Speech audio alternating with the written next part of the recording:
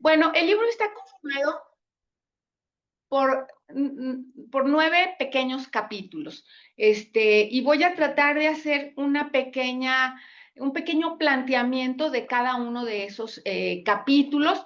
Como les decía hace rato, aborda o trata de abordar cuestiones tan específicas como la desigualdad en salud, la desigualdad en raza, así le llaman en el libro, pero también problemas globales como el cambio climático, las migraciones y pues las desigualdades norte-sur. En ese sentido, digamos, no es un libro académico porque no presenta evidencias organizadas, ¿no? Es más, sí tiene evidencias, pero es más un libro de divulgación desde mi punto de vista. Bueno, antes de pasar también al libro, ya hice muchos preámbulos.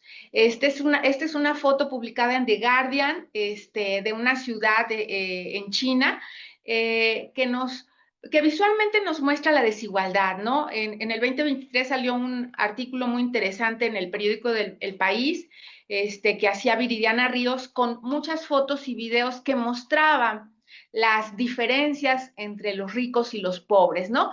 Y bueno, eh, creo que los dos primeros renglones que nos señala esta fotografía, que dicen la igualdad para mí, es la entrevista a Sim Chi-yin, dice es que todos tengamos una oportunidad justa en la vida, sea esta educación, sea ingresos, sea género, cualquier cosa justa para todos, ¿no? Y bueno, lo vemos a él en un charco de agua, un migrante a esta gran ciudad del sur de China, que es Guangzhou, y al fondo tiene el distrito comercial y financiero, ¿no? Entonces, bueno, uno se pregunta, bueno, pues si se ha aminorado la desigualdad, pues las desigualdades que permanecen siguen siendo brutales. Pero bueno, vamos al capítulo 1. ¿Qué nos dicen los autores en el capítulo 1? ¿Quieren que les pase la presentación acá por si es una cuestión de... Ya no se ve con... Ahí está. Ahí está. En Zoom sí se ve. En Zoom sí se ve. Ah, bueno, sí. Ah, bueno, perfecto. Si no tienen problema para verla, una disculpa por los problemas técnicos. En el capítulo 1 los autores presentan por qué debemos preocuparnos por la desigualdad, ¿no? Y bueno, pues creo que eso lo sabemos como interesados en el estudio de la desigualdad. Nos dice, bueno, pues concentra en muy pocos recursos y oportunidades, obstaculiza el acceso a bienes básicos, pero sobre todo Piketty enfatiza, arrebata la voz y la participación política. Y creo que eso lo podemos ver en los diferentes ámbitos de la vida social que tenemos, en la salud, en la educación, en la investigación, en los territorios, etcétera. Y en ese sentido, Sandel nos lleva a plantear que finalmente es un problema de dignidad humana, de respeto y de relaciones de poder. Y a pesar de esta tendencia a una mayor igualdad, la movilización no es suficiente para satisfacer las demandas sociales y en ese sentido vuelven a enfatizar y a subrayar que una mayor conciencia democrática necesariamente está asociada a una mayor igualdad. ¿Por qué? Bueno, porque esta igualdad evita la conformación de élites y le da la voz a todos los estratos que encontramos en la sociedad. Y en ese sentido, también identifican en este primer capítulo un reto a nivel global, que son precisamente la explotación de los recursos naturales. En el segundo capítulo, que se llama El dinero debería importar menos, el eje de la reflexión está aquí escrito en una pregunta y subrayado, en cursivas, perdón. Sandel le plantea a Piketty una pregunta y le dice, ¿hay que buscar una redistribución radical sin afectar la mercantilización o por el contrario, tenemos que impulsar una desmercantilización de la vida social sin afectar la distribución actual? Al respecto, ¿qué señalan los autores? Bueno, pues que sí que es necesario desmercantilizar la vida social y económica de manera progresiva, que esto puede impulsarse también a través de estrategias de tributación progresiva. Acordémonos que en nuestro país es algo que es casi un tabú. Eso permitiría un desarrollo más pleno del estado de bienestar y señalan que sería pertinente agregar impuestos muy elevados a las, ¿cómo se llama?, sucesiones o herencias, para que de esta manera, pues, los que tienen o que son propietarios del mayor número de propiedades, perdón por la redundancia, bueno, pues puedan ser sujetos a estos impuestos. También nos hablan de comprimir las brechas salariales, tener políticas de salario mínimo interprofesional y de una representación sindical en las empresas mucho más poderosa. Y conste que estamos hablando sobre todo de experiencias de Francia y de Estados Unidos. Francia es un país donde el poder de los sindicatos es muy fuerte. Sin embargo, bueno, consideran que la toma de decisiones en las grandes empresas debe estar o deben de participar con voz y voto los trabajadores, ¿no? Y en ese sentido, pues, terminan planteando que hay que fortalecer el estado del bienestar. No sé si hasta aquí hubiera alguna pregunta, comentarios. Bueno, en el chat nada más hubo un comentario sobre, tomando como referencia la tiranía del mérito, y bueno, cómo el orden, perdón, este es el que yo contesté, por acá se puso. Y la crítica es decir, lo interesante que es vincular el texto que estamos discutiendo ahora con las publicaciones previas de los autores, y entonces cómo ya hay una discusión sobre el orden social situado en términos meritocráticos, y acá se señala como mecanismo discursivo que encubre las desigualdades socioeconómicas de carácter estructural, un comentario que realizó Francisco Javier Escobar. Sí, de acuerdo, Francisco Javier. Y sí, yo creo que se va delineando, digamos, el pensamiento, y los planteamientos generales que hace cada autor, precisamente que se, digamos, traducen o se pretenden llevar tanto al ámbito político, pero también a las diferentes dimensiones de la desigualdad. En ese sentido, en el capítulo 3, los límites morales de los mercados, es un nombre muy interesante porque no recuerdo que se haya debatido mucho sobre la moralidad de los mercados. Sandel plantea dos argumentos para defender lo que él llama la desmercantilización. En primer lugar, señala que una mercantilización excesiva, tanto de la vida social y económica, impide el acceso a bienes básicos. ¿Cuáles son estos bienes básicos? Pues evidentemente la salud y la educación, pero también el transporte. En capítulos posteriores señalará también la infraestructura cívica que deben de tener las ciudades para fomentar la libre discusión y entretenimiento de los ciudadanos. Eso lo plantea en un primer momento, y en un segundo momento habla de la corrupción del sentido de los bienes y las prácticas sociales. Y en ese sentido se plantea y nos plantea la pregunta: ¿hay modos de valoración más respetables que otros? ¿Por qué habría unos modos de valoración más respetables que otros? En otros apartados habla de que es una indecencia, por ejemplo, que los financieros de Wall Street ganen 200,000 veces más que el que recoge la basura. Como si lo que ellos hacen fuera realmente más productivo para mantener el bienestar común. En este sentido, Piketty plantea una diferenciación que me parece también sumamente relevante para reflexionar sobre nuestro propio trabajo, el trabajo que hacemos como profesores y el trabajo que hacemos como investigadores, la motivación intrínseca y los incentivos económicos, y cómo el exceso de incentivos económicos viene a desvirtuar y a acabar de alguna manera con el trabajo en sí mismo. Y en ese sentido nos dice Piketty también que la desmercantilización va a incluir una valoración política del rol de los bienes en la sociedad. En ese sentido, bueno, dice, tenemos que revertir esta valoración política. Y al respecto van a plantear, a partir de los límites morales de los mercados, 3 limitaciones que tiene la socialdemocracia actual. Esta es una crítica que, bueno, la planteo hacia el final del texto, que hace un filósofo también al pensamiento y a este libro en particular de estos autores. Dice, bueno, pero siguen defendiendo la socialdemocracia. Yo estoy de acuerdo con ello, yo no defiendo otra postura, a mí me parece pertinente y creo que tenemos que trabajar más en ello, pero bueno, no todos están de acuerdo, ni con ellos, ni conmigo, o sea, tenemos una visión diferente, ¿no? En ese sentido, hablan de tres o plantean tres limitaciones de la socialdemocracia actual. Señalan, se detiene la ampliación de cobertura en educación y salud cuando o en un momento histórico en donde tenemos una mayor demanda de educación en los jóvenes. Plantean obviamente ejemplos de Estados Unidos, pero bueno, nosotros lo sabemos acá, el presupuesto en educación superior y en educación en general se ha ido comprimiendo. Y eso, bueno, pues impide la formación de ciudadanos que está en el eje de la propuesta que hacen.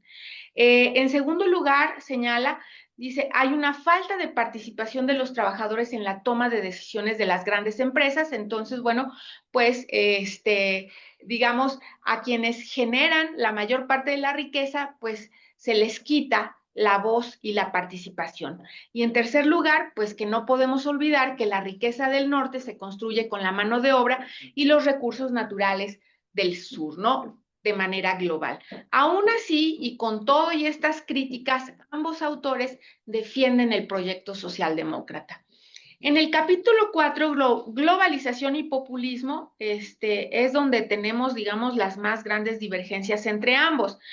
Sandel en un momento le pregunta a Piketty si él solamente califica como populismo al populismo de derecha, que no se vale, que el populismo es populismo de derecha o de izquierda, y que en ese sentido, bueno, rescata una definición de populismo también del siglo XIX, en donde pues un grupo de agricultores y de obreros industriales en Estados Unidos, para defender sus salarios y sus prestaciones, toman posturas xenófobas, nacionalistas e identitarias. Entonces dice, el populismo, sí, está asociado a la voz del pueblo, pero con este sesgo que tiene o que explota la identidad y el nacionalismo, lo cual pues es sumamente complejo en la sociedad actual, ¿no?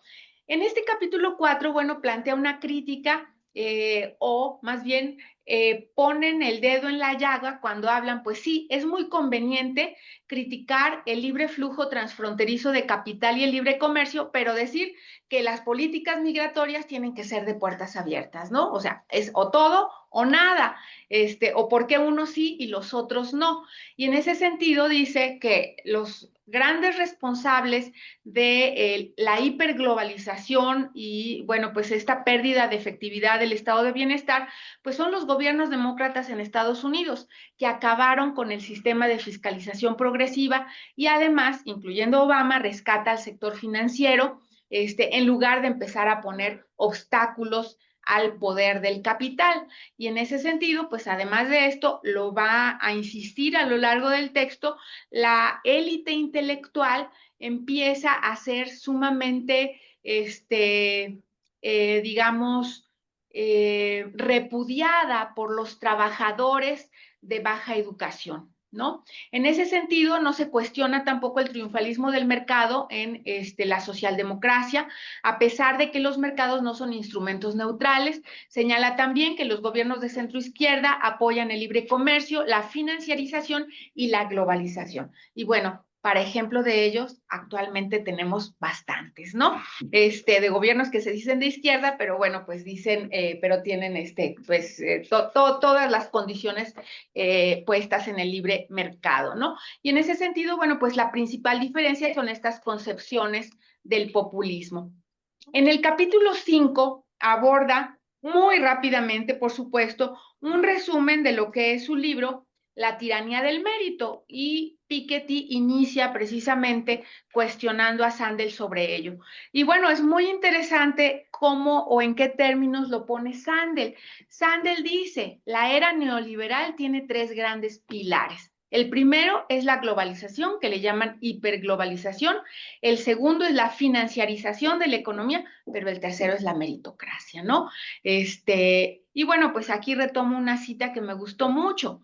Quienes han ido a parar a la cima de la escala social han acabado por convencerse que el éxito es obra suya, ¿no? Y bueno, pues aquí recuerdo el capítulo de Leonel que hace un análisis de la meritocracia y la igualdad de oportunidades, que bueno, pues retoma los planteamientos que hace precisamente Sandel, ¿no?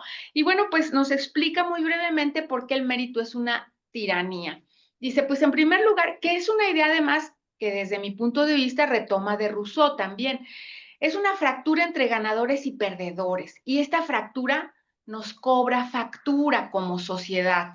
Se atribuye principalmente al individuo, y me van a perdonar lo que voy a decir, porque sé que es impropio políticamente, pero un día escuché a un profesor decir que tenía tantas citas que obviamente eso era lo importante en la universidad, olvidando que hubo recursos de la universidad, un montón de personas detrás apoyándolo, que no es realmente un individuo, aunque es el que destaca, detrás tiene toda una maquinaria que estamos nosotros diluyendo. Y esto ocurre en todos los ámbitos de la vida social.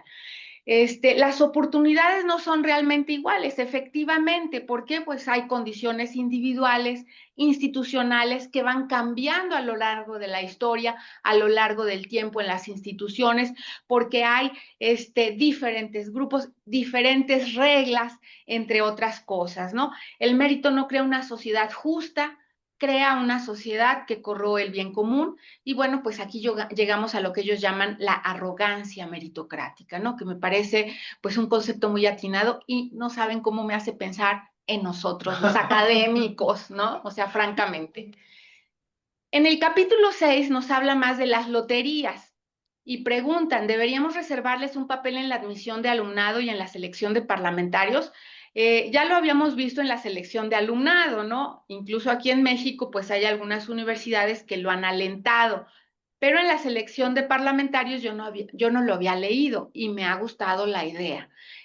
Aunque bueno, pues siempre encontramos la forma de darle a la vuelta a la representación más verdadera, pero bueno, podría ser interesante. Entonces, este capítulo pues tiene dos partes. Uno, el acceso a las universidades, y señalan pues cosas que ya hemos estudiado nosotros en el área, sobre todo quienes han trabajado más desigualdad en educación, pero bueno, pues las posibilidades que nos da la discriminación positiva, la diversidad por niveles de renta que tendrían pues estas loterías, los beneficios de los sorteos, la diversidad por estratos de ingreso, pero también plantean que sería necesario hacer combinación de mecanismos, hacer loterías, pero también alentar el ingreso por estratos o grupos desfavorecidos, ¿no? Respecto a la composición de los parlamentos, señalan que esto permitiría representar a los que no tienen título.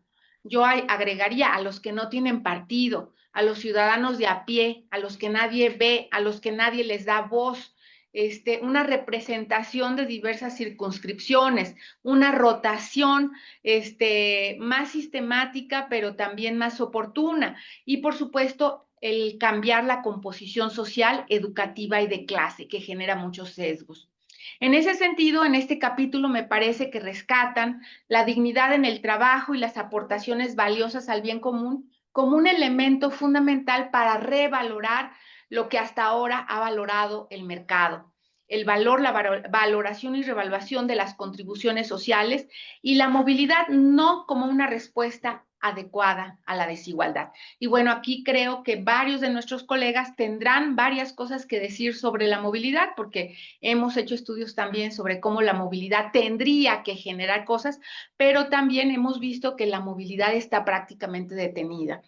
¿Qué nos plantean en el capítulo 7? Este capítulo versa más económico, sobre los impuestos, la solidaridad y la comunidad, y vuelve a plantear con más fuerza, pues elementos que fue dibujando desde los primeros capítulos. Necesitamos un sistema fiscal más equitativo y progresividad en la renta y la riqueza.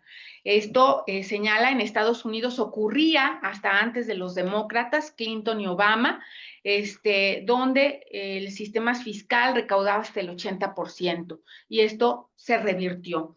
Esto también ha operado pues en los países socialdemócratas de Europa del Norte principalmente, pero señala también que hay un problema de los recursos privados a la educación, a la salud y a la investigación, porque estos recursos privados, que son mucho mayores que los recursos públicos, socavan la motivación extrínseca, desalientan el que se haga investigación pública en estos ámbitos, ¿no? Señala nuevamente la necesidad de comprimir la escala de salarios, dice, si no de 1 a 5, probablemente de 1 a 10, dice, pero de ninguna manera de 1 a 200 o de 1 a 2000 como tenemos en las sociedades actuales. En ese sentido, dice, estos son los mecanismos para retomar y fortalecer la dignidad de las personas, robustecer las relaciones sociales, generar un mayor sentido de comunidad y construir esta base moral de la vida en común. Para ello, además, necesitamos infraestructura cívica y bueno, pues esto me parece muy, muy interesante y creo que nuestros colegas del CIAD que trabajan desigualdad territorial podrían comentar al respecto. ¿Por qué? Pues porque los espacios públicos vemos que en algunos lugares, como la Ciudad de México, pueden estar muy bien, pero si nos vamos a provincia, pues son casi basureros, ¿no? Entonces, bueno, pues ellos llaman la atención sobre este elemento como fundamental para retornar al diálogo fuera de los ámbitos del consumo. En el capítulo 8 ya casi termino, no sé si hasta aquí hay algún otro comentario en el chat.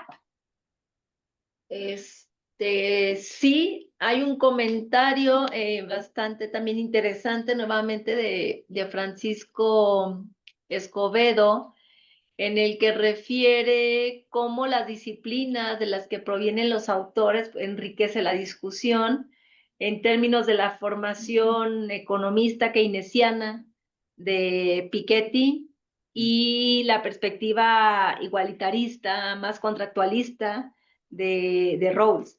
Sí. Bueno, que es una influencia importante en Michael Sandel. Y bueno, y cómo ambos coinciden en cómo la socialdemocracia es el proyecto, quizá a lo mejor no el mejor, sino la vía óptima probablemente que pudiese encaminar a generar sociedades más igualitarias, pero que hay que analizarlo en términos también de limitaciones contextuales. Entonces, igual y ahora que pasemos a la ronda de la abierta, Francisco, si gustarías precisar en estas reflexiones que me parecen que son muy enriquecedoras, pues ya tendremos espacio. Y bueno, esto no sé si de aquí de los colegas acá. ¿Ya no es? Bueno, o terminamos termino. mejor, ¿verdad? Sí, mejor Ok, termino.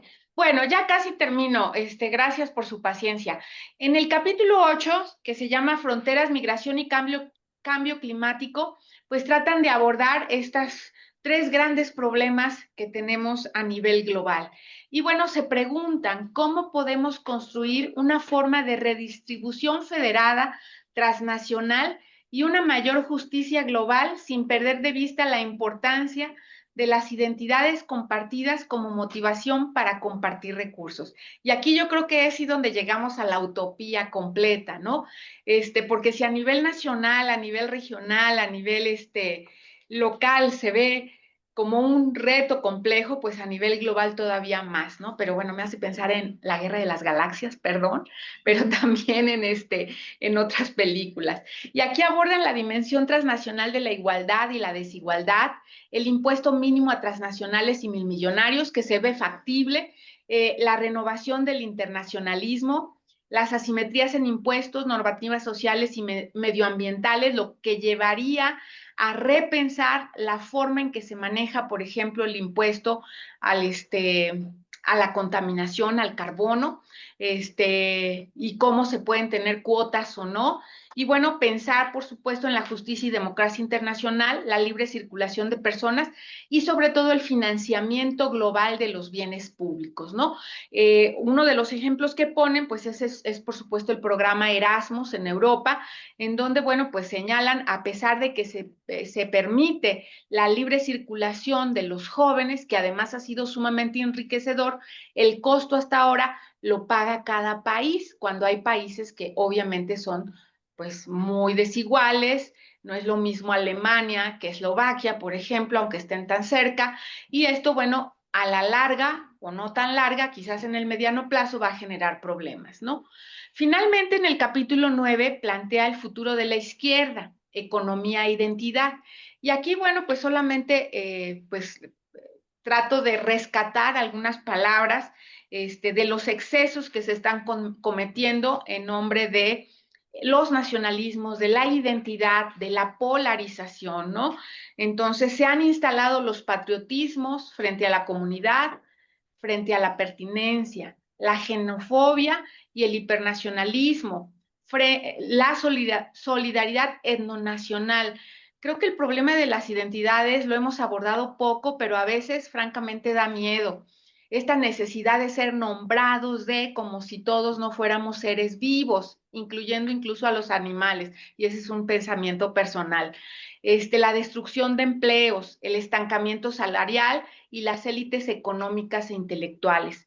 Y en ese sentido señala 3 elementos asociados a la desigualdad, un poco a manera de conclusión y cierre.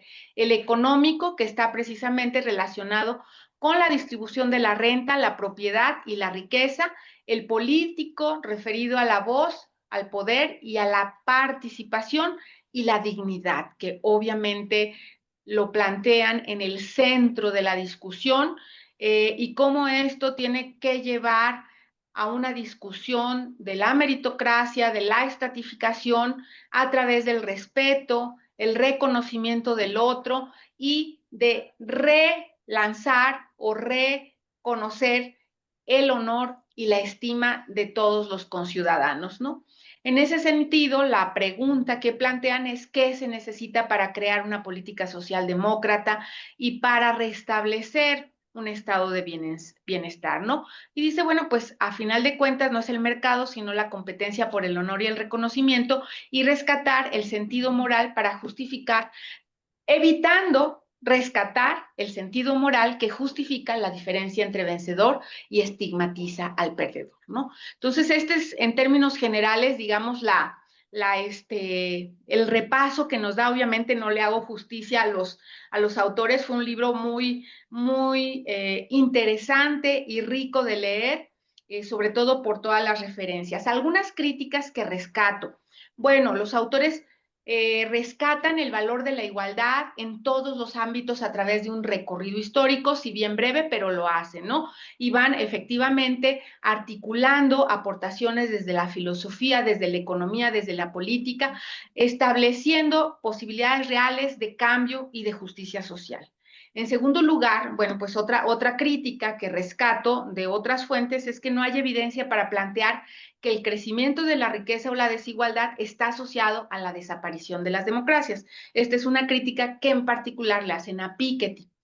Una tercera crítica que encontré es que Piketty parte de la defensa de posiciones políticas, mientras que la visión de Sandel es una visión más de racionalidad moral. A mí me parece que se complementan muy bien y creo que al final los autores están de acuerdo en ello, ¿no? Si bien hay una oposición en términos de la concepción del populismo, creo que su rescate de la socialdemocracia y la definición de estrategias para hacerle frente, bueno, pues son elementos importantes. Y finalmente la crítica más fuerte que encontré, pues es la de otro filósofo que sí es más radical, Slavoj Žižek, que explica lo que ocurre en la igualdad en el capitalismo. A la clase obrera se le niega el derecho a ser explotada a través del trabajo. Es víctima o terrorista. Señala que ninguno de los dos autores cuestiona el sistema, efectivamente, pero digo, bueno, pues también, ¿hacia dónde vamos? ¿Qué queremos? ¿No? También tenemos ejemplos de muchos fracasos. Reflexiones finales. Bueno, me parece que parten de experiencias de sociedades desarrolladas, bueno, estas son críticas mías, perdón, de sociedades desarrolladas con instituciones muy sólidas. Obviamente no ignoro que Piketty pues tiene esta página y este repositorio de información, que Sandel pues es Sandel y es, como dicen, el rockstar de la filosofía actual, pero a pesar de ello me parece que las experiencias directas que ellos tienen y de las cuales abrevan, pues son instituciones mucho más sólidas que las que tenemos en México. En ese sentido, tenemos que estudiar esto, pero en ámbitos donde las instituciones son muy frágiles. y que dan cuenta además de nuestro subdesarrollo, ¿no? Perdón por la palabra. Es un libro de divulgación, no es un libro académico con explicaciones detalladas, pero sí presenta evidencia organizada, y es muy interesante. Y bueno, para mí ha sido una puerta de reflexión que me ha entusiasmado y espero haber compartido con ustedes, pues esa felicidad que me da a entender o ver desde otras perspectivas, por lo que rescato el diálogo y el debate como fundamento de la vida académica, que creo que es algo que desgraciadamente hemos perdido por la productividad, por el afán de publicar a como del lugar, del perish, ¿cómo es la otra? Perish, publish or perish. Entonces, nos ha llevado a fragilizar nuestro tejido social como comunidad. Algunas reflexiones finales que no voy a hacer porque ya me pasé del tiempo, pero creo que tenemos que estudiar más todavía el problema del mérito y los estudiantes y replantear estrategias al respecto. El mérito y los profesores investigadores. Hablamos del mérito y decimos estamos de acuerdo, pero seguimos haciendo exactamente lo mismo, luchando por un SNI que ya está obsoleto, que ha generado prácticas que no son las más adecuadas, que ha generado élites. No rescatamos a aquellos que construyen comunidad, por ejemplo. Seguimos presentando lo individual frente a lo colectivo como lo más importante. Nosotros mismos seguimos reproduciendo el sistema, a pesar de que tenemos un sistema fracturado. Y bueno, lo que también quizás es incorrecto políticamente, pero es porque lo digo yo, y entran porque lo digo yo, entran a la universidad porque yo creo que son los que tienen que entrar, y en ese sentido los sorteos, las loterías, ni siquiera el mérito se hacen presente, ¿no? Y en ese sentido tenemos que trabajar en nuestra arrogancia académica, trabajar más en la motivación intrínseca, valorar el trabajo por el gusto de hacer el trabajo, por saber que nuestro trabajo tiene beneficios en la sociedad donde estamos. Y en ese sentido, sí, como académicos, creo que tenemos que contribuir a hacer sistemas más justos, pero yo no diría o no soy tan ambiciosa, ya no en la sociedad, con nuestros estudiantes, por lo menos, ¿no? Y bueno, planteo unas preguntas, pero yo creo que cada quien tendrá sus preguntas para continuar la discusión. Les agradezco mucho su tiempo y pues una disculpa por haber tomado demasiado. Muchas gracias, Claudia. Los debates son muy, muy interesantes. Para continuar con la dinámica, yo le voy a hacer la palabra a Mario, para comentar. La idea es hacerlo en un tiempo de 10 minutos, que permita retroalimentar desde tu perspectiva y desde tu lectura propia esta, pues, reflexión que ya ha planteado Claudia. Entonces, adelante, Mario. Perfecto. No sé si puedo proyectar una sola diapositiva que tengo. Sí, adelante. Nada más si dejan de compartir para poder proyectar. Muchas gracias. Muchas gracias, doctor. Permítanme un segundo. Aquí está. Es nuestro estudio. Sí. Me dicen cuando ya se alcanza a ver ya. Está en proceso. Muy bien. Listo, ya. Muy bien. Bueno, pues agradecer esta oportunidad que nos dan de participar como comentaristas. Pues felicitar a la doctora Claudia Díaz por esta presentación que realmente pues nos permite pues entender un poco, acercarnos un poco a estas reflexiones que hacen los dos autores, Piketty y Sandel. Es un libro, como bien lo decía la doctora, pues de divulgación, pero no obstante que es muy accesible, que la lectura nos invita pues a adentrarnos en ella. Es una lectura muy profunda que nos deja pues esta reflexión sobre pues la desigualdad. Yo estoy haciendo en el doctorado una investigación que tiene que ver con desigualdad, el tema de desigualdad. Entonces, para mí, desde que vi el título, yo no había leído este libro, pero desde que vi el título en la sesión anterior, yo dije, este libro, pues me interesa verlo, ¿no? Entonces, algo que se puede rescatar de parte de lo que ya mencionó la doctora y de lo que viene en la lectura, es que estos dos autores coinciden en cómo construimos una sociedad que sea justa, hablan de esta crisis de representación y el aumento de resentimiento social, que eso es algo que podemos palpar pues en las sociedades. Cuando las personas sienten que han sido olvidadas por el sistema, ese malestar puede ser capturado fácilmente por discursos populistas y autoritarios que hacen énfasis estos autores.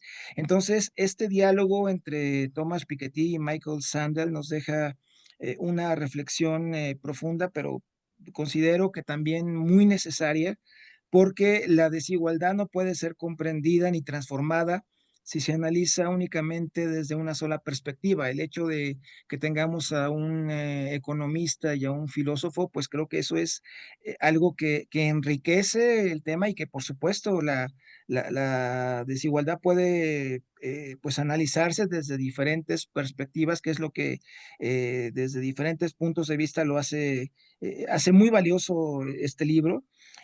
No basta con mirarla, retomando un poco lo que mencionan los autores, desde los números, los mercados o las estadísticas, que es lo que a lo mejor, pues en un primer momento, si hablamos de desigualdad, pues nos lleva a pensar en estas cuestiones cuantitativas, sino tampoco es suficiente abordarlas desde principios abstractos. Algo de lo que me deja la lectura es que se requiere un enfoque integral que articule la justicia material con el reconocimiento social, que combine las herramientas de la economía con las preguntas fundamentales de la filosofía. Ambos autores coinciden en que la desigualdad extrema no solo genera brechas de ingreso o riqueza, sino que daña algo más fundamental, el tejido democrático. Socava la confianza entre ciudadanos, debilita la cohesión social y erosiona, digamos, el sentido de comunidad y dignidad compartida. Cuando ciertos sectores concentran el poder económico, también tienden a dominar el poder político y simbólico, generando una ciudadanía jerarquizada en la que no todos tienen la misma capacidad de hacerse oír ni de ser reconocidos como iguales. Creo que esto es algo que nos deja pensando el libro, porque definitivamente al estarlo leyendo, pues yo lo retomaba hacia pues el contexto que estamos viviendo como mexicanos, ¿no? Eh, es un texto que pues vale la pena leerlo más de una vez y retomé eh, eh, esta frase que estoy proyectando sobre, que viene dentro del libro, que a mí pues realmente nos hace pues como que reflexionar y de aquí podríamos sacar muchas preguntas, comentarios. Voy a leerlo, dice: la igualdad importa porque los seres humanos somos criaturas que prosperamos en sociedades donde somos tratados más como iguales que como personas muy desiguales en capacidad mental, sociabilidad o cualquier otro tipo de habilidad. Trabajamos mejor, nos comportamos mejor, jugamos mejor y pensamos mejor cuando no vivimos bajo la suposición de que algunos valen mucho más, merecen mucho más o son mucho más capaces que otros. Entonces, pues esto nos debe hacer reflexionar y pues yo me hacía pues algunas preguntas a partir de la lectura de este texto, unas preguntas que estuve pues escribiendo. Hice varias, pero retomé tres que me parecen como importantes. La primera de ellas es: ¿la meritocracia realmente garantiza justicia o encubre formas más sutiles de desigualdad? Creo que esto es algo que tendríamos que contestarnos, ¿no? Que hay mucho que decir sobre ello. ¿Qué deberíamos cambiar primero? Aquí las tengo anotadas, déjenme ver si las puedo. Aquí está. ¿Qué debería cambiar primero si queremos una sociedad más igualitaria? ¿Las estructuras económicas que distribuyen recursos o las formas culturales con las que valoramos y reconocemos a las personas? Y la tercera pregunta ¿es posible construir una idea de igualdad que sea justa y realista en un mundo tan diverso, tan globalizado y al mismo tiempo tan fragmentado, ¿no? Entonces, pues es parte de pues, la reflexión que nos deja esta lectura.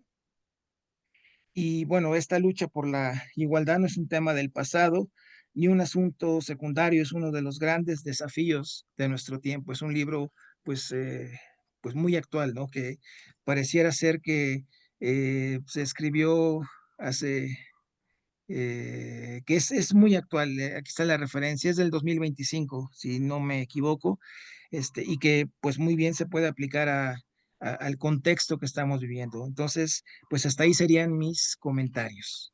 Y nuevamente, pues agradecerle a la doctora Claudia Díaz por esta reflexión que nos hace sobre el libro y que nos invita a releerlo y nuevamente, porque definitivamente con una sola lectura no es suficiente. Entonces, pues muchas gracias. Dejo de compartir. Muchas gracias. Mario, bueno, tanto Claudia como Mario han hecho preguntas que nos invitan a la discusión abierta. Me gustaría preguntar si alguien de quienes nos acompañan en línea quisiera plantear alguna cuestión que podamos poner a discusión. Hay algunos comentarios en el chat, los reviso en un momento, o sea, los comentamos en un momento, al final también todos los estamos revisando. Y bueno, está Angélica y de acá que nos acompaña, y recuérdame. Iván. Y tenemos otra participación aquí en la mesa. Vamos a iniciar con una participación de 3 personas. Angélica, luego acá en lo presencial vamos con Iván y con Leonel, y luego abrimos una siguiente ronda. Entonces, bueno, adelante, Angélica. Buenas tardes, muchas gracias. Pues primero agradecerle a Claudia y a Mario su comentario, a Claudia su extraordinaria exposición. Y sí, como Claudia señala, es un libro que te remite necesariamente a la obra de ambos, ¿no? Y bueno, pues que coloca además este tema que no es nuevo. A mí me gustó mucho que Claudia haya referido el discurso de Rousseau. Yo recuerdo también que por ahí en algún trabajo que hicimos precisamente sobre la meritocracia en el acceso a la educación superior, pues justamente es un referente ese discurso, ¿no? Por el planteamiento que hace y es muy recomendable. Yo pensaba también en hacia dónde nos lleva este libro, este diálogo entre Sandel y Piketty en torno a los planteamientos de la desmercantilización que plantean sobre ciertos bienes que quienes estamos acá nos pueden interesar mucho, como es la educación, como es la salud. Se habla también del transporte, por supuesto, del medio ambiente, y más bien pensaba en otro diálogo que se puede abrir a partir de la lectura de ellos dos, de Piketty y de Sandel. A mí me ha gustado mucho un libro que se llama Radical Markets, de Posner y Weil, que justamente parten de un poco de esta discusión filosófico-económica que nos plantean Sandel y Piketty en torno a la crítica a la estructura actual del capitalismo y a la democracia liberal, y cómo los mercados, que creo que al final es lo que un poco plantean acá, incluso aquellos bienes que parecieran que no deberían pasar por los mercados, como es la educación o como la ciencia o la salud, ¿no? Han capturado todo y además están pues más bien privilegiando a élites económicas y políticas. Entonces, Posner y Weil dicen, bueno, no desaparece el mercado o no desmercantilizamos todo, lo que sí es que necesitamos radicalizar a los mercados e introducir formas, tal cual lo plantean, creo que en este texto también, formas de que en esa radicalización, o sea, en ese cambio de los mercados, haya más equidad y haya más, y eso abone a una mayor participación democrática.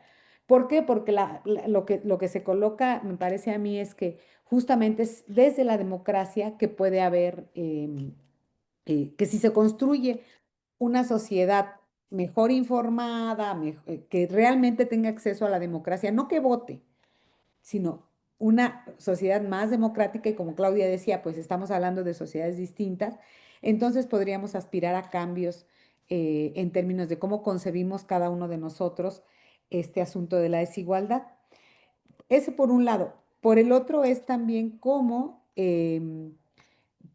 pues cómo también a partir de estos planteamientos nosotros podemos pensar, y Claudia lo ponía al final, lo individual y lo colectivo. Cada vez que nos enfrentamos a una situación que en realidad es colectiva, casi siempre el primer tamiz pasa por lo individual. Claudia inició con una anécdota, yo quiero poner otra porque si bien no es de ahí de donde podemos explicar o meternos a estos marcos teóricos que ayudan mucho a pensar los problemas, sí la quiero poner. Si yo estoy acá y alguien viene y me dice, fíjate que me parece que todo está funcionando muy mal porque, porque yo no encuentro un lugar en el estacionamiento. Entonces, todo funciona mal. El primer tamiz siempre de lo que nosotros vemos que funciona mal, o cuando vemos arreglar alguna calle, ¿no? Todo, no podemos pasar rápido y todo funciona mal porque no podemos pasar nosotros justo en ese momento, pero pocas veces dicen Posner y Weil, pensamos realmente en lo colectivo. Entonces, ¿cuándo o cómo podemos nosotros avanzar hacia una sociedad que piense lo colectivo y luego pueda, por lo tanto, pensar en una mejor democracia y por lo tanto pensar menos en las desigualdades si generalmente estamos creados casi, casi para pensar desde lo individual, ¿no? ¿Y cómo podemos cambiar eso? Em, y en ese sentido, creo que el planteamiento de que también Posner y Weil tocan sobre los mercados, perdón, Piketty sobre los mercados morales, también estos autores lo ponen y dicen, sí, sí necesitamos radicalizar los mercados y necesitamos pensar en mercados más democráticos, más morales y más informados, ¿no? Y en ese sentido, bueno, pues es una cosa pues muy complicada, como decía Claudia, si pensamos en que tenemos, en que nuestras sociedades son distintas a donde ellos están pensando su discusión, ¿no? Y el otro libro que también creo que va arrastrando esta idea de desigualdad, mercados morales, de desmercantilización. Todo esto es un libro sobre la idea de cómo podemos pensar en la pluralidad. Un libro de Andrew Tang, Glenn Weil también, que es el mismo del libro de Mercados Radicales, que es el libro de pluralidad que justamente pone en el debate cómo precisamente podríamos nosotros conseguir sociedades realmente más democráticas a través de ampliar la participación, no solo por medio de pensar la democracia en una representación y en un voto, sino ampliarla a partir del desarrollo tecnológico, o sea, no ver en la tecnología también una posibilidad. Y todo esto, ahora que Claudia lo colocaba ahí, es pues cómo también nosotros podemos pensar desde nuestros microespacios, modificar ciertas prácticas, ¿no? Ella ya puso ejemplos muy concretos, creo que puede haber más dependiendo de cuáles son nuestros intereses, pero sí, pues cuáles son los límites de los planteamientos que nos hacen y cómo los podemos ajustar a nuestras sociedades, ¿no? Y ahora tenemos discusiones muy fuertes, por ejemplo, el tema del acceso a la educación superior, pero también el tema de una ciencia abierta, cómo podemos pensar el conocimiento como un bien público y cómo lo colocaríamos en el debate que tienen Sandel y Piketty en sus obras y en pues esta charla que hacen y que publican y que se ha vuelto también un insumo bien importante, bueno, pues para aterrizarlo, ¿no? En problemas concretos y en ese sentido, pues ver que todos estos autores están hablando de un carácter moral de la economía. Yo no soy economista, pero a lo mejor los economistas nos pueden ayudar a pensar más eso. Un carácter moral filosófico y de reconocimiento, como Claudia decía, de la dignidad humana en medio de los mercados como tradicionalmente los conocemos, o del sistema capitalista, o del sistema de mercado, para no hablar del sistema capitalista como tradicionalmente lo conocemos, ¿no? Y finalmente nada más, pues el asunto del mérito. O sea, yo creo que todos criticamos y decimos del mérito, pero también coincido en que pues que todos estamos muy interiorizados en ese sentido, ¿no? Y además, una cosa que también ya se ha colocado ahí, el mérito nos obliga a pensar en que lo que tenemos lo merecemos y que hemos hecho, justo que hemos pasado procesos de construcción de ese mérito para decir aquí estamos, pero también el mérito pues tiende a borrar la explicación más basada en la estratificación social del origen es destino, ¿no? O sea, la gente que nace en ciertas condiciones socioeconómicas, pareciera que no alcanza un lugar distinto en la movilidad o en la escala socioeconómica porque no se lo ganó, porque no hizo los méritos suficientes, cuando hay múltiples explicaciones que dejan ver precisamente que pues el mérito no es una cosa aislada e individual, el mérito se construye alrededor de las otras personas y que muchas veces ya cuando el lugar está, pues dices más bien es que eso yo me lo gané. En el texto de Sandel de la meritocracia hay extractos muy claros de cómo el mérito se asocia al esfuerzo individual y se deja fuera todo lo colectivo, ¿no? Y bueno, en ese sentido creo que pues luchar contra esa idea es cambiar la concepción mental que tenemos de los procesos individuales y de los procesos colectivos, ¿no? Y es un libro, bueno, creo que la obra de estas personas, de estos autores, nos ayudan a pensar mucho los problemas que tenemos en este momento. Y bueno, que son históricos además. Gracias. Gracias, Angélica. Bueno, se me olvidó.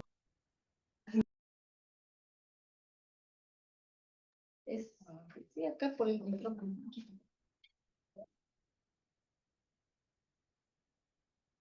Pues sí, digo, leyendo el libro en un principio, pues me surgieron muchísimas ideas, ¿no?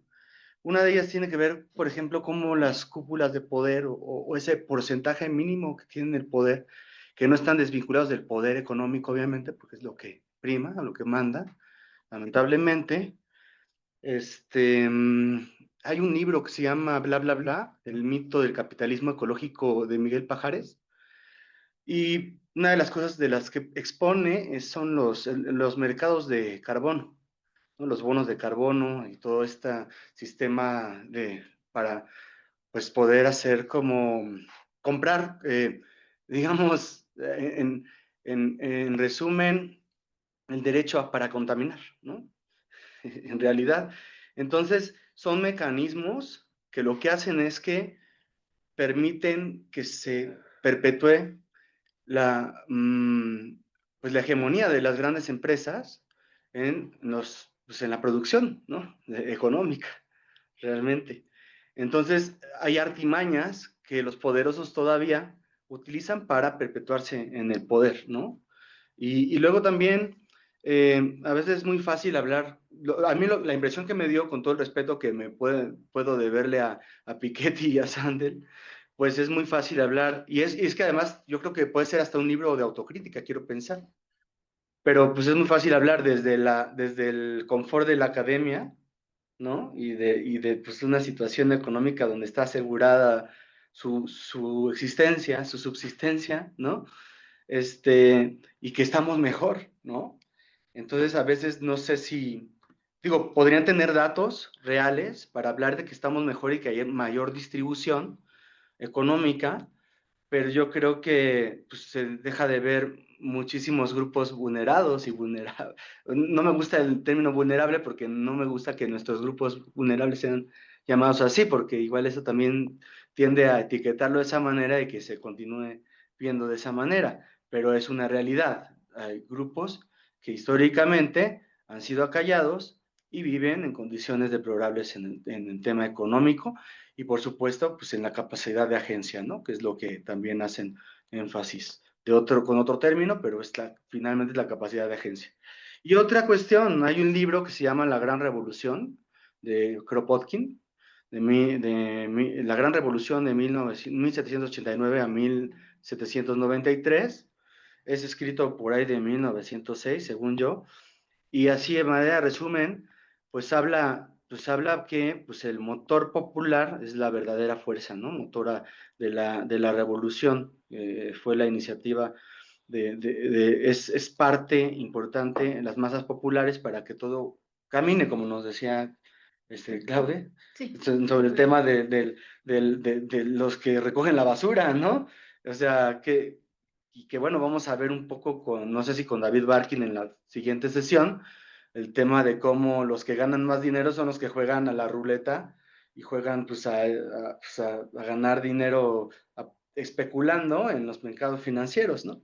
Entonces, pues qué padre ganar un montón de dinero especulando, ¿no? Y la gente que se la rifa en los restaurantes, haciendo limpieza o pues en los puestos como policía, pues como digamos, como más bien quienes operan en los hospitales, etcétera, son los que viven en condiciones más carentes de muchas cosas, ¿no?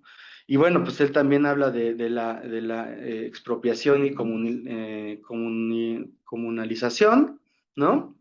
Y entonces hablan de la distribución de la tierra, ¿no? Ellos sí hablan, bueno, Kropotkin pues lo plantea desde antes, parece que a veces nos alejamos del horizonte y hacemos nuevos libros y nos olvidamos de las partes medulares o nucleares de cómo debería hacerse un cambio que verdaderamente permitiera una igualdad, ¿no? Y luego pues también hay una crítica al autoritarismo en este libro.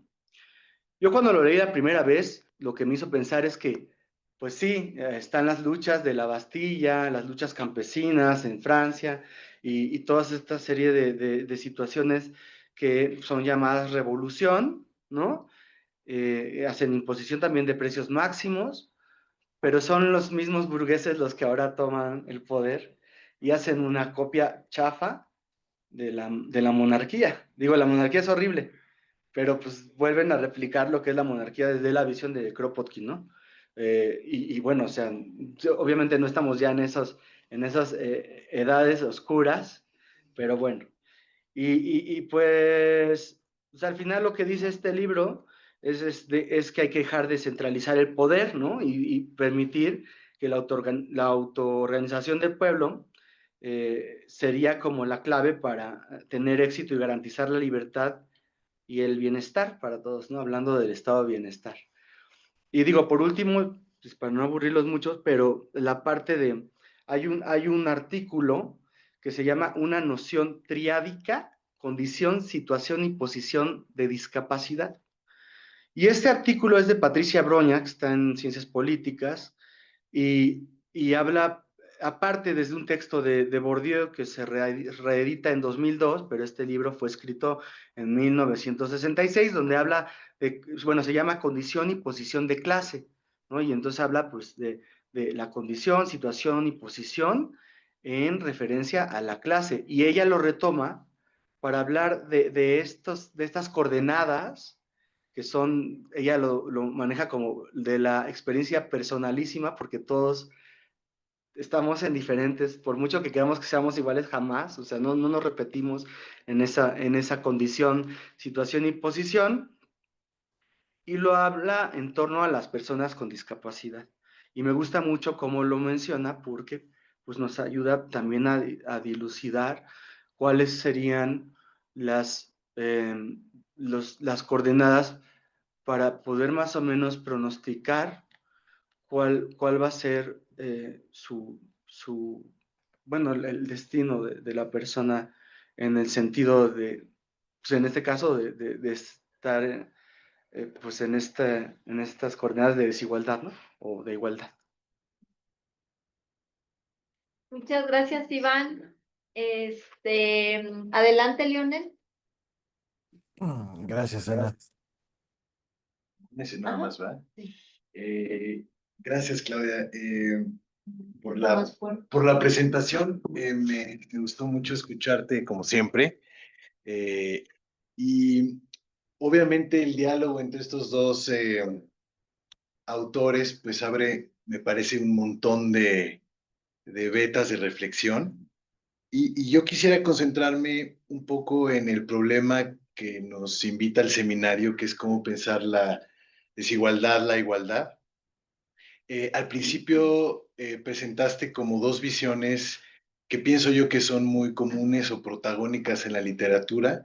Una que podríamos decir una aproximación más deontológica sobre la igualdad, o sea, la igualdad es una condición que está vinculada con la dignidad humana y que en las sociedades contemporáneas se ha traducido en la idea de que la igualdad se expresa en una serie de derechos que se reconocen a todas las personas y que se deben de garantizar.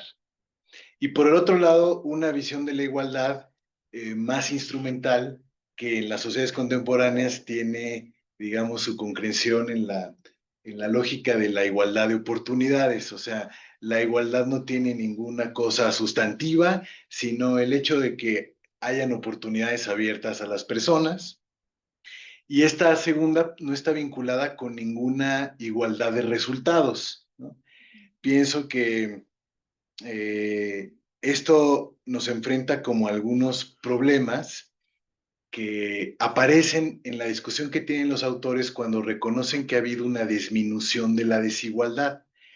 Piketty tiene un libro que es la historia de la igualdad, en donde hace un análisis, digamos, como de finales de los regímenes feudales hasta nuestra época, cómo han disminuido algunos indicadores o crecido otros que están vinculados con una mayor igualdad. Pero uno se pregunta, bueno, esa mayor igualdad que tenemos desde la perspectiva de Piketty en la sociedad capitalista, ¿a costa de qué es? Y entonces, pues, digamos, históricamente, pues uno se da cuenta que ese proceso de, por ejemplo, una mayor igualdad en el ingreso tiene que ver también con un mayor despojo de la tierra, del conocimiento del trabajo, de la vida comunitaria. Y entonces nos enfrenta un poco al problema siempre de qué tipo de desigualdades pueden ser aceptadas y cuáles no. Desde mi perspectiva, ese es un problema central actualmente, en tanto que podemos aceptar una igualdad de derechos, pero a fuerza queremos verla traducida en una igualdad, digamos, como de resultados. O sea, ¿qué significa la igualdad del derecho a la educación? Pues a fuerzas termina refiriéndose a resultados específicos, que es que las personas ingresen a la educación básica, la completen, luego continúen. Y esto nos lleva al problema de que para tener esta igualdad de resultados, pues siempre hay una escasez que no puede garantizarse a la totalidad de la población. Me parece que es claro, por ejemplo, si tomamos el derecho a la educación, que no se ha podido garantizar a toda la población los niveles o el derecho a la educación como se concibe actualmente. Y esto nos mete en un problema de cuáles son los criterios para decidir estas desigualdades. Por supuesto, uno de ellos ha sido el mérito. No todas las personas pueden tener la misma educación y solo algunas, con base en qué se decide. Como dice Miller, pues hay dos criterios, o las necesidades o el mérito. Digamos, frente a estas tensiones a las que nos enfrenta el concepto de igualdad, los autores vuelven a enfatizar como la ruta política, parecido a lo que hace Nancy Fraser en su artículo clásico, de que, bueno, está bien la distribución, está bien el reconocimiento, pero hay que garantizar una igualdad de participación, porque es en la esfera política donde se toman decisiones que pueden afectar a una distribución más igualitaria, al reconocimiento de las desigualdades. Sin embargo, y pienso que los autores enfatizan eso, o sea, y tú lo resaltaste, la importancia o la vinculación que hay entre la discusión sobre la igualdad y la discusión sobre la democracia. Porque en efecto, en muchas sociedades, incluida la nuestra, pues la promesa democrática terminó vinculándose con exacerbación de desigualdades, terminó siendo más benéfica para ciertas élites que para las grandes mayorías. Y me pregunto si esta ruta política que los autores sostienen y defienden en el actual sistema capitalista transnacional, pues tiene sus limitaciones, ¿no? Lo vemos claramente en muchos países como las decisiones políticas terminan estando limitadas por decisiones del capital, terminan estando limitadas por decisiones de países con mayor poderío militar y de tal manera que, bueno, esto nos lleva, pienso yo, a aceptar que en la sociedad contemporánea es muy complicada la promesa de la igualdad y cómo podemos entonces ir lidiando con las desigualdades perennes y qué tipo de criterios tendríamos para aceptar ciertas desigualdades, de negar y rechazar otras. Porque pienso yo que algo que está pasando en los sistemas educativos es que nuestro ideal de la igualdad empieza a colocar en los sistemas educativos una gran demanda que termina debilitándolos, ¿no? Y me parece que eso es lo que estamos viendo actualmente, particularmente en la educación básica, en la educación media. Y entonces, bueno, mi comentario tiene que ver como a pensar estas tensiones en un programa del seminario que nos invita a pensar críticamente sobre la desigualdad. Ahí lo dejo. Pues bueno, muchas gracias. Yo creo que vamos a cerrar con esta ronda, esta primera ronda, y nada más añadiría dos cuestiones que están articuladas a lo que ya se ha comentado por las y los colegas y que se plantean en el chat. La primera, Violeta, nuestra colega, refiere justo, bueno, ¿qué se puede hacer más allá del proyecto socialdemócrata? ¿No? Que es una pregunta que de cierta manera se ha trastocado en la mesa. Y también nos pregunta Gabriela, pensando en la reflexión que hacías, Claudia, bueno, ¿cuál es el papel de la universidad y de los académicos en construir sociedades más justas? Que bueno, también me parece pertinente para cerrar esta primera ronda. Y bueno, Claudia, te cedemos la palabra. Muchas gracias. Pues bueno, creo que es un tema que han abierto líneas temáticas que cada una requiere una sesión de seminario. Y bueno, lo último que planteaba Leonel, bueno, pues recuerdo mucho esta tensión que planteas precisamente en tu capítulo del próximo libro que se publicará, ¿no? Entre la igualdad de oportunidades y la meritocracia. Y creo que esta parte de los criterios para decidir qué desigualdades es fundamental. Y es fundamental pensarla desde la universidad, desde la educación, desde la investigación que hacemos como especialistas, ¿no? Bueno, los autores que señalan, bueno, sí tendríamos que garantizar los bienes básicos, ¿no? O sea, que sería educación, salud, transporte y territorios decentes para todos. Eso se tendría que garantizar. Incluso, bueno, ustedes saben que Sandel no está en contra de la meritocracia. Al inicio de su libro lo dice, todos queremos ir con el mejor doctor o el mejor cirujano, ¿no?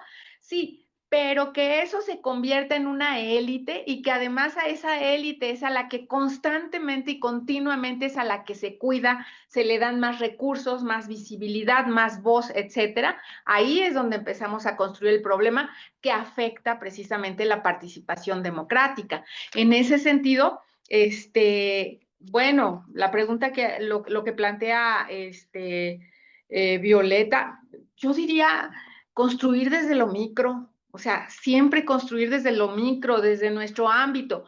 Creo que una de las, o me parece que algo que no se dice en el libro, pero que está delineado, es construir instituciones robustas. No tenemos instituciones robustas. Esto lo decía Carlota Pérez, que es del ámbito de economía evolutiva. El subdesarrollo se puede definir como en términos de la fragilidad de las instituciones, ¿no? Se pueden deshacer y caer rápidamente.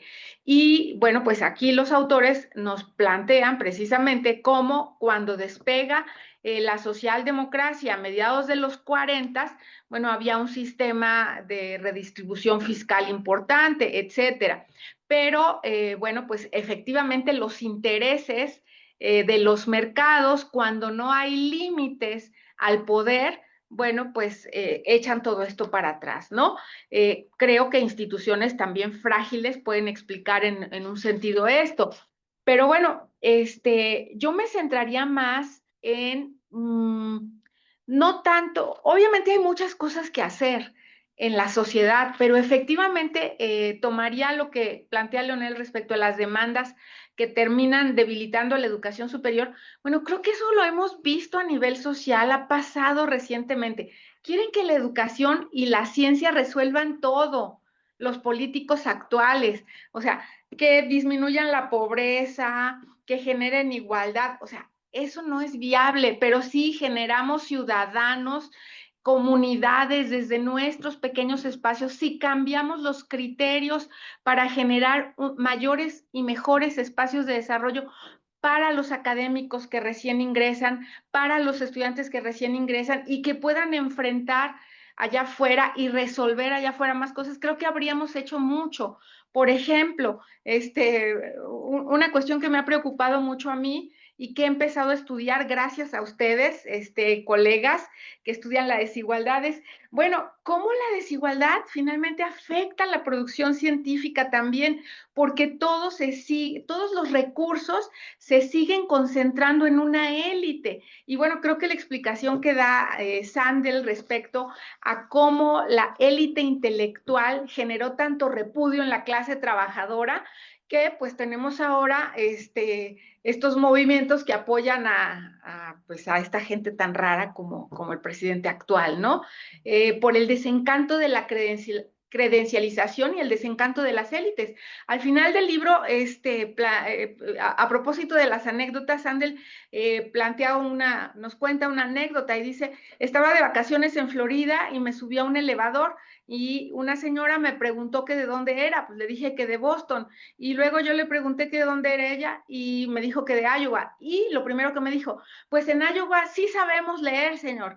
Usted ha de saber que la gente de la costa no nos cae bien. ¿Por qué? Pues porque son sumamente elitistas. Y entonces dice, esta falta de dignidad y esta estratificación y esta brecha que se ha generado entre los iletrados o los que no tienen credenciales y los que sí las tienen, bueno, pues daña más el tejido social que lo apoya. En ese sentido, yo creo que tendríamos que repensar nuestro sistema de becas y estímulos, nuestros sistemas de ingresos, además de construir una mayor participación y conciencia en nuestros estudiantes.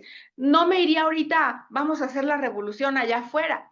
Cambiémonos a nosotros mismos, o sea, redistribuyamos los ingresos a los jóvenes investigadores que quieren un espacio en la oportunidad y que ni siquiera tienen una plaza, por ejemplo. ¿Por qué siempre los mismos son los que tienen dinero? ¿Por qué? O sea, ¿por qué no podemos cambiar eso? ¿Por qué no podemos solamente premiar el mérito y generar tejido colectivo, tejido social? Creo que eso sí lo podríamos hacer como institución y eso generaría o tendría impactos, obviamente, en nuestros estudiantes que saldrían con otra idea de lo que es la colectividad y la construcción hacia afuera. Pero seguimos más preocupados por las publicaciones, por los puntos, y creo que tendríamos que empezar a cambiar desde ahí, y eso no lo queremos cambiar. Pero bueno, es una reflexión que me he tomado la libertad de hacer porque tengo la voz, no digo que esté bien o que esté mal, ¿no? Pero es lo que pienso a partir de la lectura, ¿no? Entonces vamos paso a paso y construyamos desde los microespacios. Tendremos oportunidad una vez que generemos mejores ciudadanos, que apoyemos a que ese aprendizaje florezca de mejor manera, que le demos el tiempo que merecen nuestros estudiantes. Tendremos efectos fuera, por supuesto. Creo que una universidad abierta es fundamental, ¿no? Y bueno, pues muchas gracias. Creo que ha sido una discusión muy interesante. Sí, muchas gracias. No sé si hay alguien que quisiera tomar la palabra entre quienes estamos acá. Acá ya está Leonel apuntado nuevamente. Por ahí también Gabriela señala que, bueno, no olvidemos que las sociedades en las que refieren los autores se sitúan, viven un incremento aterrador de la extrema derecha y un retroceso en términos de igualdad social. Y bueno, Violeta también pone en la mesa en cómo la desigualdad aumenta si eres mujer. Y si optamos por la maternidad, que también quienes estamos pues, en el espacio académico es una circunstancia que está presente, ¿no? Y que hace alusión también al todo el tema de cuidados, que seguramente discutiremos también aquí en esta sesión de seminario. Entonces, bueno, pueden levantar su mano y mientras tanto regreso la palabra a Leonel. Nada más déjame decir una cosita respecto a lo que dice Violeta. Creo que tienes toda la razón, porque te dejan resolverlo individualmente otra vez. O sea, tú enfréntate a tú y tus circunstancias, ¿no? Como decía Ortega y Gasset, hazte bolas, y si quieres llegar, pues hazte bolas, no duermas, tú produce y lo que te pasa en tu vida, o sea, son elementos que también importan y que hemos estudiado muy poco. Afortunadamente por ahí hay algunas estudiantes de doctorado recién egresadas que se han puesto a estudiar esta parte. ¿Cómo le hacen para llegar? Hay muchas cosas que no conocemos con detalle y que creemos que sabemos, pero en realidad, pues sí, tenemos que volvernos más socráticos, como dice Sandel. Yo siempre he rescatado a Sócrates, creo que es de mis favoritos, pero además tenemos que repensar lo que hacemos en nuestra vida diaria, ¿sí? En nuestros ámbitos laborales diariamente, porque creo que ahí cada uno de nosotros reproducimos las mismas dinámicas. Perdón. No, no.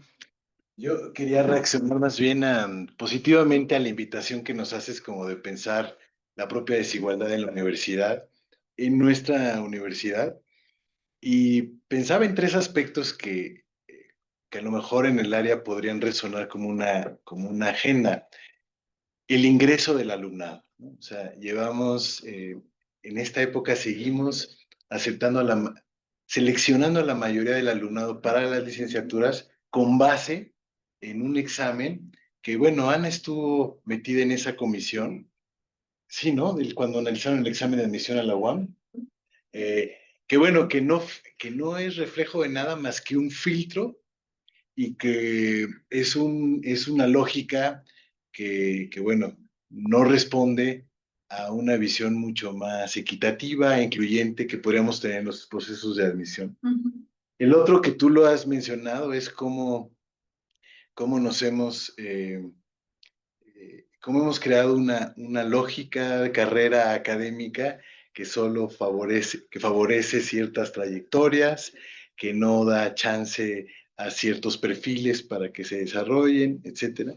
Y lo que decías de la desigualdad entre mujeres y hombres, una estudiante de la licenciatura, y yo sé que tenemos todo un grupo de colegas que ha trabajado la importancia de los cuidados, pero ella acaba de hacer un trabajo sobre estudiantes que son madres y toda la red de cuidados que se tiene que echar a andar para que ellas puedan trabajar.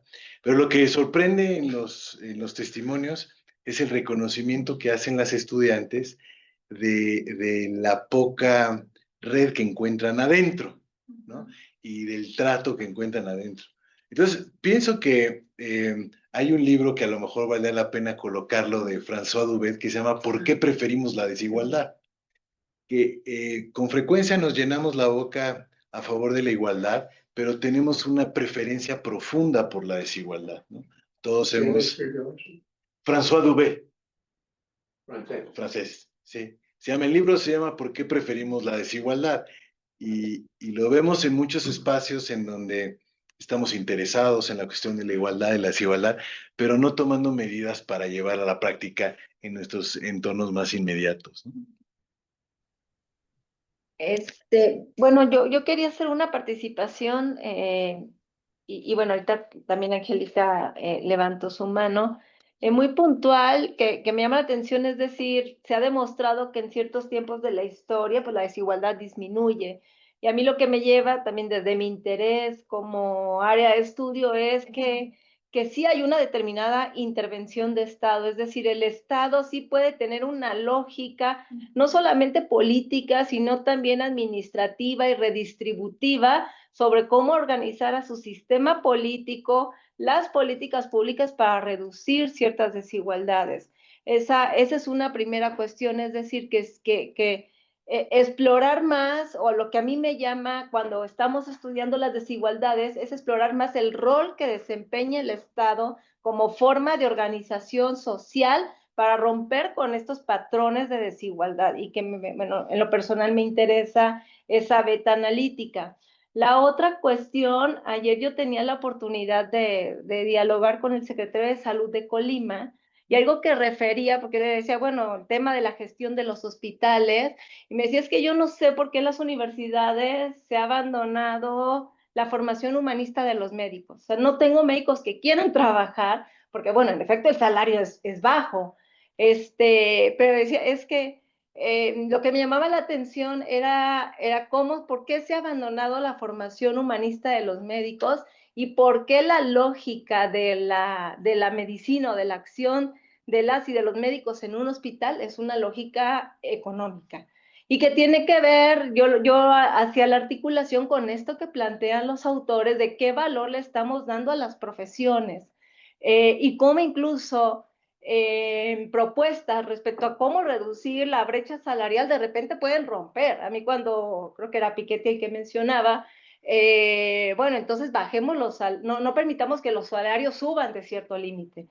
Y esas propuestas pueden ser, o a mí como que me mueven, porque justo, bueno, ¿cuáles son esos criterios para decidir cuál es el valor de las profesiones? Me parece que es una discusión muy valiosa y bueno, nada más como esa reflexión. Y adelante, Angélica. Sí, y un poco reaccionando a lo que decía Claudia y Leonel de cómo o qué tendríamos que reflexionar nosotros para em, en torno desde nuestros espacios, desde nuestros microespacios que podemos cambiar, se ha hablado del acceso. Pero ya dentro, Claudia planteaba algunas problemáticas. Ya dentro de la universidad hacemos muchas cosas con los estudiantes que resultan verdaderamente no desiguales, injustas.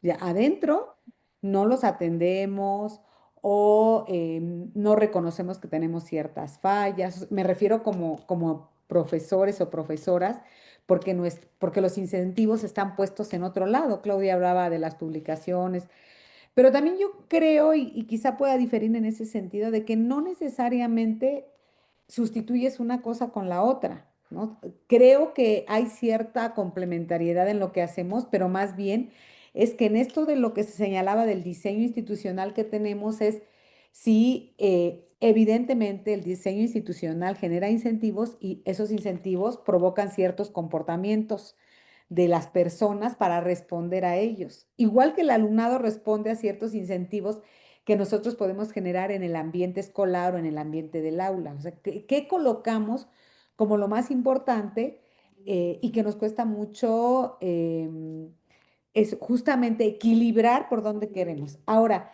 el tema de la motivación intrínseca es una discusión también ya vieja, pensando en cómo podemos nosotros abonar a lo que nos interesan los microespacios y la desigualdad interna es una discusión vieja, por ejemplo, pensando cuando nosotros tenemos un grupo y me estoy yendo hacia nuestra actividad más íntima, que es nuestra clase, y un estudiante llega tarde o te dice que trabaja, ¿no? Todavía seguimos pensando que tenemos a los mismos estudiantes pues, que estaban dedicados de tiempo completo, o a los estudiantes que fuimos nosotros, quizá, o algunos de nosotros, ¿no? Que solamente estudiábamos y ahí nos dedicábamos. Entonces, me recordó mucho la imagen que pone, porque hemos hablado de desigualdades, de igualdad. Evidentemente ya en otros momentos del seminario y del área hemos hablado, pero me parece que aquí también inmediatamente se inserta en estas discusiones y en estos planteamientos la imagen que puso, perdón, se me fue el nombre del compañero Mario, Mario. esta de la equidad, ¿no?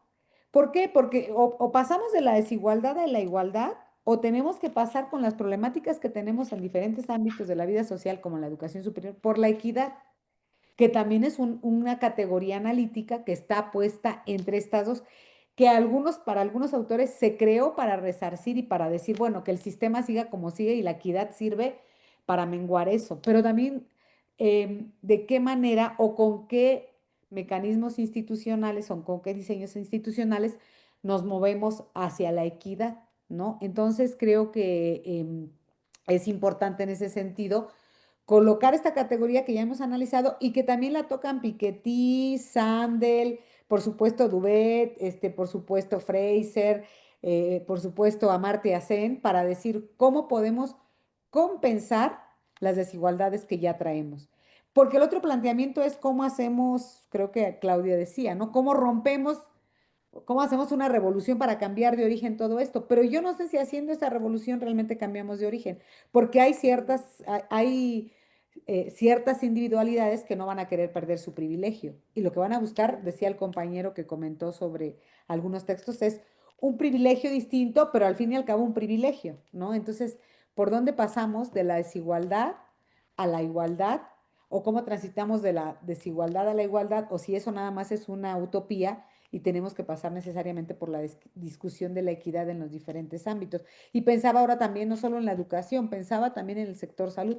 Regresando un poco a lo anecdótico, recuerdo yo que una persona que estaba haciendo su residencia en Médica Sur, le dijeron, para que tú, aquí está esta presentación para atender a la gente que paga directamente y a la gente que paga con seguro. La ruta para atender a los que pagan directamente, es decir, a los que tienen recursos para pagar ese hospital y ese servicio de salud tan caro, es esta y pasa por una vía directa. La ruta que para la gente que paga con un seguro, que paga un seguro, es otra ruta y a lo mejor se puede morir en el camino, pero nos interesa salvaguardar a los que pagan, que tienen los recursos para pagar. Entonces, esos bienes, yo creo que sí, salud, educación y eso, se tienen que retomar en la discusión de la desigualdad. Están retomados, digo, pero me parece que todavía, de todas maneras, con todo lo que existe, seguimos poniendo los incentivos en el lugar equivocado, no para la equidad, lo seguimos poniendo para la igualdad. Y creo que en ese sentido, pues estamos muy lejos de cumplir con los objetivos tanto de política pública como con esta idea de construir desde lo más individual para avanzar en lo colectivo, ¿no? Y no sé, reitero, si una nueva revolución recolocaría los privilegios en otro lugar. O lo otro es con las comunidades que se comentaba, sí, sí con las comunidades, pero a veces pensamos que podemos ver a las comunidades desde o las vemos desde nuestro lugar y pensamos, qué bueno que generen estas formas o estas prácticas de comunalidad, etcétera, pero yo las veo desde mi lugar. ¿Yo estaría dispuesta a moverme a ese lugar, a ser parte de esa comunidad o solamente pues esta visión más, yo sigo pensando que es una visión un poco arrogante de decir, bueno, yo veo cómo se organizan y qué bien que se organicen, pero yo no pertenezco a ese grupo, ¿no? Como que por ahí creo que también la discusión que han planteado hace pensar en las y los otros desde lo que nosotros mismos queremos ver. Gracias. Muchas gracias, Angélica. Vamos a cerrar la sesión con una participación más de Iván, que está aquí presente, y bueno, y una reflexión ya de cierre de Claudia. Y bueno, adelante, Iván. No me extiendo mucho. En cuanto a lo que planteaba Leonel, ¿no? Es un claro fenómeno de desigualdad porque, bueno, no sé, la forma en la que se están haciendo los exámenes a distancia, pues también implican muchísimas cosas. Por ejemplo, el lugar donde se ubica la persona que hace el examen te da un flashazo, ¿no? Según yo, que si se escucha un ruido o algo así, pues inmediatamente tienes una penalización. Si tú vives en un lugar donde la densidad de población es mayor y está, pues pasa no sé, el vendedor de lavadoras o, bueno, el que compra todas estas cosas o alguien que hace más ruido, pues obviamente eso implica una penalización y que pues, lo saquen del examen, o, por ejemplo la calidad del equipo de cómputo, el internet, todas esas cosas, ¿no? Que me parece importante. Acá en la UAM se ha hecho un esfuerzo también por hacer adaptación para que el examen de admisión sea accesible para personas con discapacidad, lo cual es algo muy bueno. Sin embargo, sigue siendo deficiente pues los puntos que se consideran para que sea verdaderamente accesible, ¿no? Pero también entonces se une esta parte pues de que las personas con discapacidad usualmente viven en los deciles más bajos, ¿no? Bueno, esa es una. Y la otra parte es analizar, para analizar la desigualdad, tenemos herramientas, ¿no? Que nos permiten acercarnos de manera cuantitativa. Y cuando se hace de manera cualitativa, creo que algo muy importante para poder conocer esto más a profundidad, pues es desde la situación de la misma persona que está en esta relación, condición o posición, y que pues esto tiene implicaciones epistemológicas también. Entonces, no se pueden soslayar eso, porque es desde las mismas personas que viven estas violencias o estas desigualdades las que pueden identificar con mayor facilidad qué es lo que se tiene que resolver. Muchas gracias, Iván. Bueno, damos el cierre, Claudia. Pues muchas gracias. Creo que todos los comentarios han sido muy interesantes y bueno, pues tendríamos que seguir reflexionando sobre esto. Creo que una de las omisiones de este texto, pues es que no aborda de manera suficiente la equidad, ¿no? Precisamente. Queda de manera implícita en los diversos conceptos que se abordan, pero creo que requiere un trabajo mucho más detallado. Efectivamente, bueno, retomando pues la equidad también, la universidad podría tener mecanismos para compensar las desigualdades de origen, para acompañar trayectorias, eso ya se ha dicho de muchas maneras, para que no fracasen los que siempre fracasan, para apoyar a los profesores de evaluación curricular, para apoyar a los nuevos perfiles. Efectivamente, también creo que hay una complementariedad importante entre la docencia y la investigación, y creo que tenemos que repensar nuestros diseños institucionales, definitivamente. Creo que el cambio tendría que empezar por ahí para rescatar la asociación de los incentivos, si es que se requiere haber incentivos. Yo no estoy segura de ello, francamente. Retomaría el concepto de los salarios mínimos interprofesionales y que no haya tanta variación, que plantea el texto, que no haya tanta variación en los niveles de ingreso, por ejemplo, para que cada uno de los miembros de esta sociedad tuviera un salario decoroso, hiciera lo que hiciere, ¿no?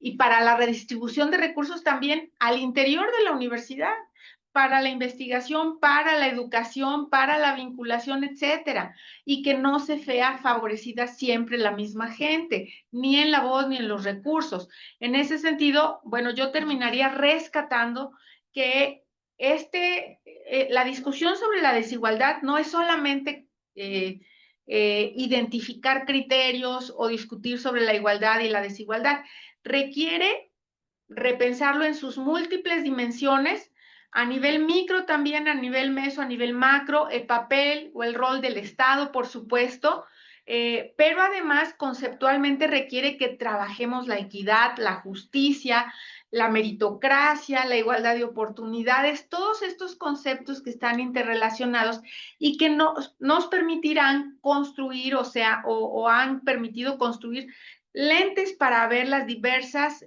ámbitos de la vida social y verlos de una manera más integrada, ¿no? En ese sentido, bueno, creo que el problema de los médicos tiene mucho que ver con la valoración del mercado, y ahí también retomaría los sistemas de empleo que tenemos en cada país. El sistema laboral francés pues es mucho más cuidadoso de la colectividad, pero el mexicano se ha ido pareciendo cada vez más al gringo, ¿no? Entonces, esos elementos también afectan las trayectorias, por ejemplo, las carreras. Y ahora que ni lo digamos, ¿no? ¿Cuántos jóvenes tenemos? Acaba de salir un artículo en Expansión de un análisis de los cientos o miles de jóvenes posgraduados con doctorado que están desempleados o que migran. Por Dios, ¿cómo vamos a hacerle frente cuando tenemos además, digamos, no un sistema de educación superior, eso ya se ha discutido mucho también, pero una desigualdad flagrante? O sea, acabo de ir, he tenido cierta experiencia, fui al Instituto Tecnológico de Tláhuac, a la Escuela Normal de Atizapán, y se los juro que me dan ganas de ponerme a llorar del exceso de trabajo que tienen y del tipo de plazas que tienen. O sea, dicen que hacen investigación y además se les quiere evaluar por la investigación que hacen, cuando es una sobreexplotación con sueldos irrisorios y ni siquiera tienen una plaza de tiempo completo. Entonces, tenemos un sistema que permite que proliferen estas desigualdades y esta estratificación. Y bueno, creo que como Guam, aunque estemos muy contentos de todo lo que ganamos y los recursos que tenemos, tendríamos que posicionarnos respecto a estas situaciones y divergencias, porque a final de cuentas a quienes se afecta es a los estudiantes y a la sociedad donde nosotros incidimos. Entonces, bueno, tenemos que abrir más nuestra vista para darnos cuenta, por lo menos, de dónde estamos en el ámbito que nos compete, ¿no? Y ya después de eso, pues vamos a lo demás, ¿no? Y bueno, les agradezco muchísimo, creo que sus comentarios han sido súper interesantes y pues tenemos que seguir trabajando en este ámbito. Muchas gracias. Gracias, Claudia. Muchas gracias. Y bueno, solo les invitaría a la tercera sesión de este seminario, aparte en la fecha es 17 de noviembre a las 2 de la tarde y contaremos con la presencia del doctor David Barkin, aquí presente, aquí está, para hablar sobre economía ecológica radical, ¿no? La lectura y la ya otra está es ahí, ¿verdad? invitarles a la ponencia del 3 de noviembre. Nos acompañará el director de Educación Superior y Universidades Interculturales para hablar sobre microcredenciales. Entonces están todas y todos invitados, se transmitirá por Zoom y por YouTube. Entonces les estaremos enviando la liga. Ojalá y nos puedan acompañar. Y muchas gracias por estar en esta segunda sesión. Ojalá en la Seguimos conferencia nos puedan acompañar presencialmente. Los invitamos aquí en la sala del consejo. Y nada más la lectura para el seminario del doctor Barkin, esa ya está, ¿verdad, Ana? ¿O no nos van a dar? Ya están ok. en la liga que les compartimos, ahí está. Aquí en la UAM no es día de asueto el 3 de noviembre, No, entonces es 1 y aquí 2. la sesión es normal. Eso No encuentras gráfico y tendremos además Ana quiere puente para el 3. vinito de honor y canapés y todo Sí, eso. Así los que esperamos acompáñanos. presencialmente. Eso Ojalá es que la del cierre del diplomado, Sí, ¿verdad? el es 3 la de del noviembre. cierre con Carlos Ahora. Iván. Ujú. Muchas Del Muchas gracias. diplomado de gracias. educación Que tengan bonita tarde. Un abrazo a todas y todos. Gracias.